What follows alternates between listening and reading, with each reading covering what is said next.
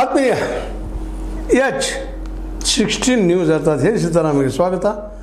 ನಾನು ನಿಮ್ಮವ MI ಅಥವಾ ಮಲ್ಲಪ್ಪ ಜೋಧವ್. ಆತ್ಮೀಯರೇ, ಇತ್ತೀಚೆಗೆ ನಮ್ಮ JDS ಗೊತ್ತದ ಜನತಾದಳ ತನ್ನ 25 ವರ್ಷಗಳ ಒಂದಿಷ್ಟು ಏನು ಕೆಲಸ ಮಾಡಿದ, ಸಾಧನೆ ಮಾಡಿದ, ಪ್ರಾದೇಶಿಕ ಪಕ್ಷವಾಗಿ ಏನೇನು ಮಾಡಿದೆ ಅನ್ನೋದ್ರ ಮೇಲೆ ಒಂದಿಷ್ಟೇನೋ ಈ ಬೆಂಗಳೂರಲ್ಲಿ ದೊಡ್ಡ ಕಾರ್ಯಕ್ರಮ ಮಾಡಿ ಅದನ್ನು ತಾಲೂಕು ಮಟ್ಟದಲ್ಲ, ಹೋಬಳಿ ಮಟ್ಟದಲ್ಲಿ ನಾವು ಮಾಡ್ತೀವಿ, ಬೆಳೆಸ್ತೀವಿ ಅನ್ನೋಂಥ ಭರವಸೆಯನ್ನು ವ್ಯಕ್ತಪಡಿಸಿದ್ದಾರೆ. ಜೊತೆಗೆ ಈಗ ಹೊಸದಾಗಿ ಈಗ ನಿಖಿಲ್ ಕುಮಾರಸ್ವಾಮಿಗಳಿದ್ದ ನಮ್ಮ ಕುಮಾರಸ್ವಾಮಿಗಳು ಈ ನಂತರ ಪರಂಪರೆಗೆ ಬರ್ತಾ ಇದ್ದಾರೆ. ಕುಮಾರಸ್ವಾಮಿಗಳ ನಂತರದಲ್ಲೇ ಈಗ ರಾಜ್ಯ ಮಟ್ಟದ ಒಬ್ಬ ಅಧ್ಯಕ್ಷರಾಗಿ ನಮ್ಮ ಕುಮಾರಸ್ವಾಮಿಗಳು, ಅದೇ ಕಾಲಕ್ಕೆ ರಾಷ್ಟ್ರ ಮಟ್ಟದಲ್ಲಿ ದೇವೇಗೌಡರಿದ್ದಾರೆ.